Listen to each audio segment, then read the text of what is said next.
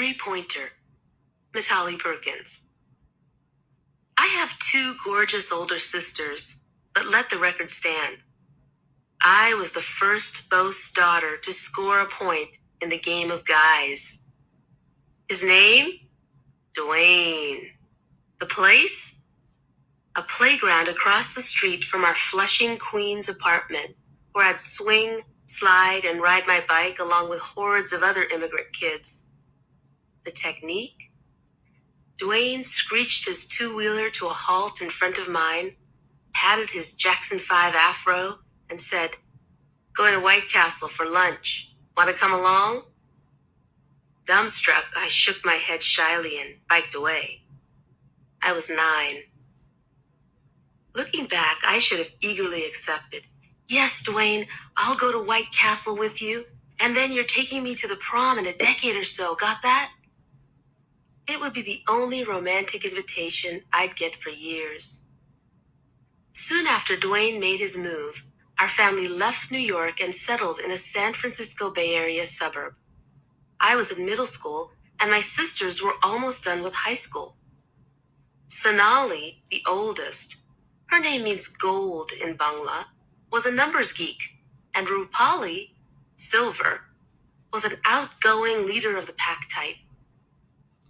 I came third, friendly, more valuable than precious metals in the long run, mind you.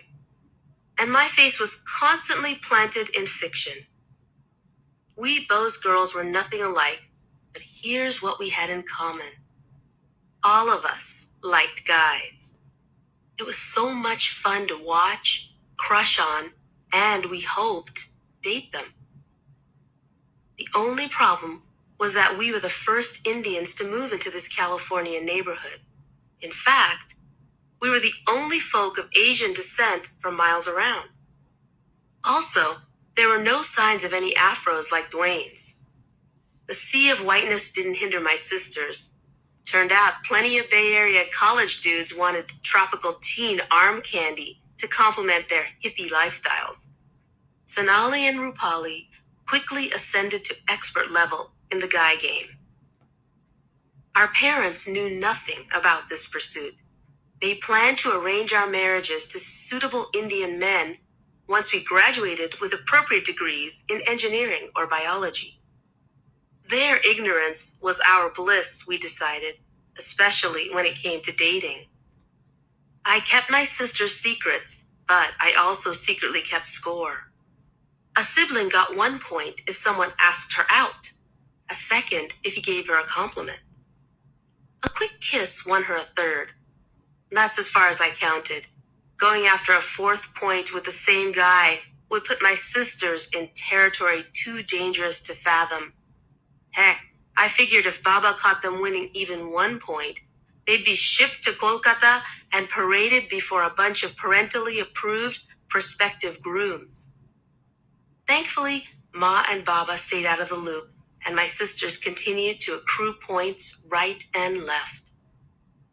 Sadly, when it came to me, Dwayne's invitation was still my only score. And it didn't seem like that was going to change too soon. At first, the other middle schoolers in this born-in-the-USA neighborhood didn't know what to do with me. A few mumbled hey from a safe distance. Most totally ignored my existence. I didn't get why I immediately ranked so low on the social ladder, but in retrospect, it's not hard to figure out. I would have crushed the competition in a fresh-off-the-boat poster contest. I was the whole FOB package. Parents with lilting accents, super strict father who didn't accept grades less than an A, house that perpetually smelled like turmeric and cardamom, ultra-traditional mother whose idea of party garb was 6.5 yards of silk sari and a forehead dot that mesmerized our neighbors. Plus, my skin was a color writers usually describe with food products like chocolate and coffee. At least my metaphors were addictive and tasty, right? I found it harder to define my classmates' views in my diary. They certainly weren't milky white, but Skin like deli sliced turkey didn't sound too appealing. Surprisingly, the second time I gave myself a point in the game came after a few long weeks of peer group silence. At lunch one day, a group of 5 geeks approached me. You know the kind. Precursors to today's Lord of the Rings fans who still collect Pokemon cards by the time they get to college. My 70s geeks stood silently for a few minutes, elbowing one another to speak. One finally gathered his courage. We need an Uhura, he told me.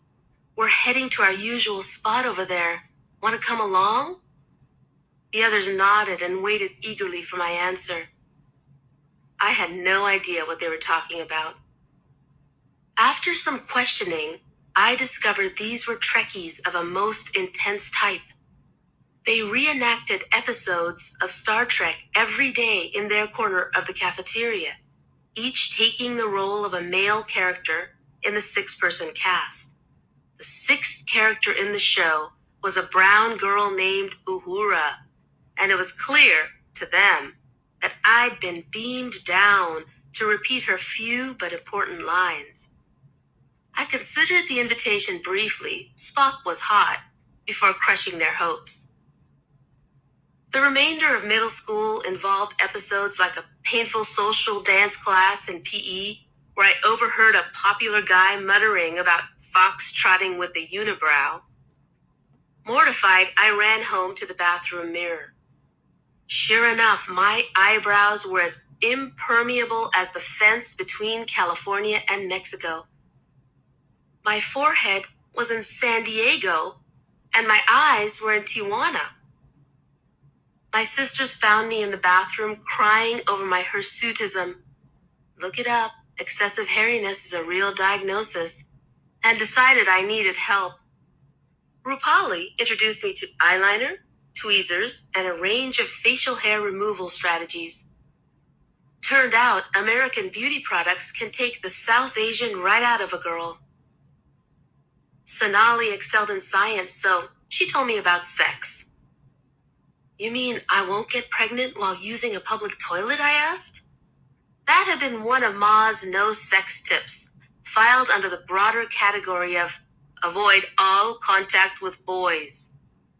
What about swimming at the Y? Nope, my sister said. The Y pool is pretty much baby-free. That is, if a girl keeps her suit on. Here, let me draw some pictures. After digesting the facts of life as explained by my A+ in biology sister, I pondered the miracle of our existence. Ma and Baba never touched in public or in front of us.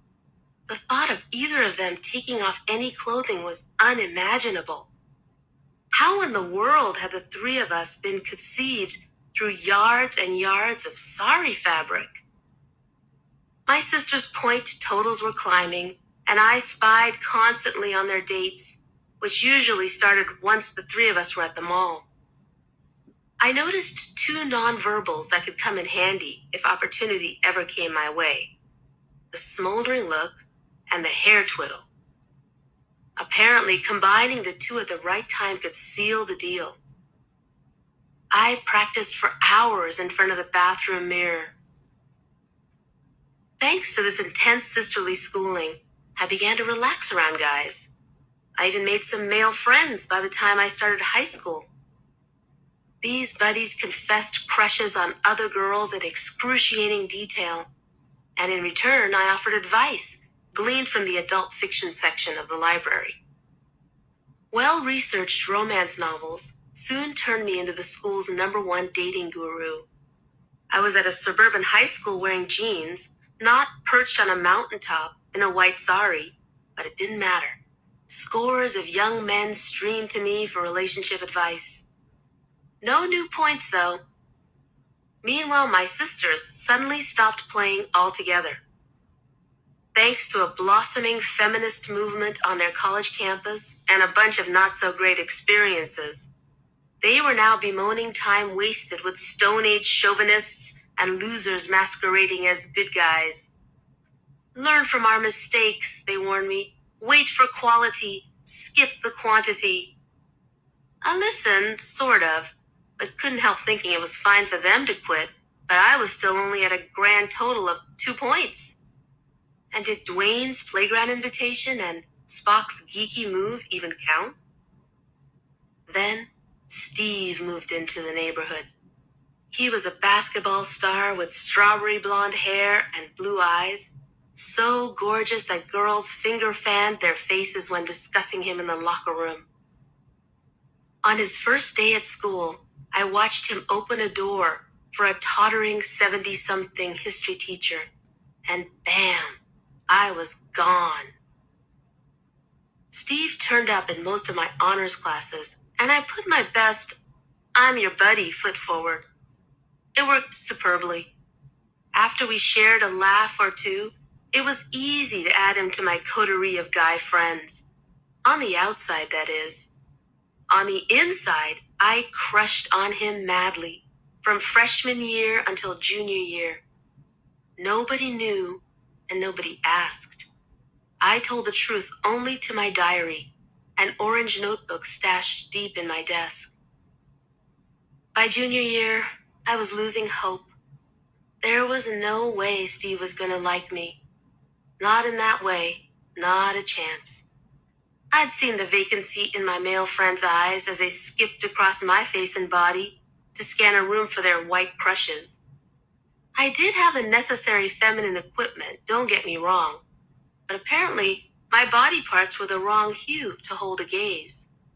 In this neighborhood, they preferred deli-sliced turkey. And then it happened. Steve stopped at our table on the way to eat with his basketball buddies. I was sitting with 3 of my friends, pretty Brady Bunchish blondes munching on PB&Js. Usually, guys talk to me with eyes fixed on my companions. But Steve was looking at me. Only me. And he was standing closer than any male buddy ever had. "Like roller coasters, Mitali?" he asked. Swallowing the bite of leftover lentils and rice Ma had packed for me, I prayed he couldn't smell mango pickle on my breath. "Love them," I said, smiling brightly.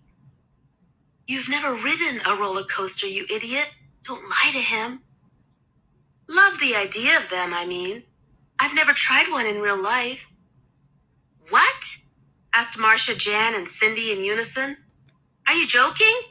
Don't they have roller coasters in India?" Maybe they did, but we'd left before I had a chance to find out. Besides, life at a suburban American school felt like a crazy thrill ride that never ended. Who needed the real thing? "You'll like the Giant Dipper," Steve said. "Our church youth group is heading to Santa Cruz on Saturday. Want to come along?" Want to come along? I could hardly believe it. My dream guy had just joined the short list of dudes to ask me that question. First Dwayne, then Spock, and now Steve. Apparently, I scored points only at lunch. "Sure," I said, deploying 2 years of finely honed "I'm your friend" acting skills to keep from shouting the word. "We'll pick you up at noon," he said. "What's your address?" "Sounds great," I said, lying again as I scribbled my address on a napkin. How would I explain a ginger-headed basketball player to my blissfully ignorant parents? Once again, I'd have to enlist my sister's mad skills. Steve tucked the napkin into his pocket and moved on. The girls at my table were quiet, but only for a bit. I watched them shake it off and start to chat about their weekend plans. This invitation was a blip for sure. Guys asked them out in front of me, not vice versa. When it came to the scripts of their lives, I was the 4th chick, the one without a speaking part, the sidekick who never got her own backstory. I was starting to suspect I was only in the movie so the protagonist could add dimension to her character.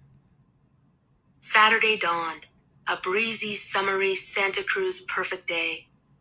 I knew it wasn't a real date. There were a bunch of us going, but he had asked me, right? Are you sure this jock is worth it? Sonali asked doubtfully. Rupali chimed in. Why is it taking him so long to ask you out? I didn't answer. My sisters exchanged glances and shrugged. Let's get you ready, said Rupali. What's our game plan? Asked Sonali. I tried on 11 outfits before they finally agreed on the perfect combination. Faded jeans, a white cotton shirt embroidered with flowers, and sandals with bling. Rupali convinced Ma to go shopping. Sonali asked Baba for help in chemistry, and I stole out to the porch to wait. My sisters were going to tell the truncated truth. I was spending the day at a park with some nice, studious friends. The church ride was on time. I dashed to the curb and jumped in before Steve had a chance to get out or Baba glanced up from Sonali's chemistry textbook. Acquaintances from school jammed the car, so no introductions were needed. We chatted with the others on the drive, but once we got into the amusement park, Steve led me away from the group. See you in a while, he told them, leaving a wake of confusion behind us. Why does he want to be alone with her? I could hear them thinking. Before I could ask myself the same question, we were standing by the giant dipper. It was white, wooden, rickety, and huge. I gulped. You'll like it, I promise, Steve said. Just don't fight it. He was right. I loved it. My head buzzed with the nearness of him as the dipper twisted and turned us. That sweet old coaster kept tossing me over to Steve and hurling Steve over to me. We rode it 3 times, then crashed into each other's bumper cars, made crazy faces in the hall of mirrors, and shared fried dough. Steve swished a basket in the arcade and won an enormous stuffed monkey. He handed his prize to me with a smile sweeter than the dough we devoured. Let's name him Dipper, I said, swinging the huge creature onto my shoulders. Steve reached over to brush the hair out of my eyes, and suddenly, it was time. I took a deep breath and hit him bang in the face with my best smoldering look. Oh, his eyes were blue as the California sky above our heads, as blue as the Pacific waves crashing on the sand. Stow it, I told myself. Write the poem later. This is now, baby. Twiddle some hair and keep smoldering. Oh, I smoldered all right. And twiddled. All while balancing a monkey, no less. Go on, try it. It's harder than it sounds. But thanks to my sister's stellar training, I managed it. During the ride home, Michael Jackson's Rockin' Robin may have been belting out on the radio, but my heart was dancing a crazy Bollywood dance. The only thing separating us was Dipper, one leg draped across Steve's jeans and one leg on mine. One by one, the others were dropped off, but when it was just me and Steve in the back seat, he didn't move away. No, he stayed close, one denim leg pressed against mine. To balance Dipper, I thought. But then, he wielded his own nonverbal. It was a classic guy move I'd watched college dudes use on my sisters. A yawn, a stretch, and suddenly an arm was stretched out across the seat behind me. I knew the right response. Lean in a little closer and clutch Dipper's paw. The church car stopped in front of my house. Too soon, too soon. I opened the door and swung out a leg. Thanks so much, I said. In a quick move, as smooth and agile as though he'd practiced it 100 times in front of a mirror, he leaned over and kissed my cheek. You're sweet, Mitali, he said, and handed me the monkey. And like that, he was gone. The car whisked him away, leaving me with points 1, 2, and 3. I stood on the curb, squeezing Dipper so hard a real animal would have been asphyxiated in seconds. So, that's the game, I thought. Mmm. The door opened. It was Ma calling me inside, scolding about how late I was. I didn't care. I played the game. That was enough. But how was I going to explain the monkey business?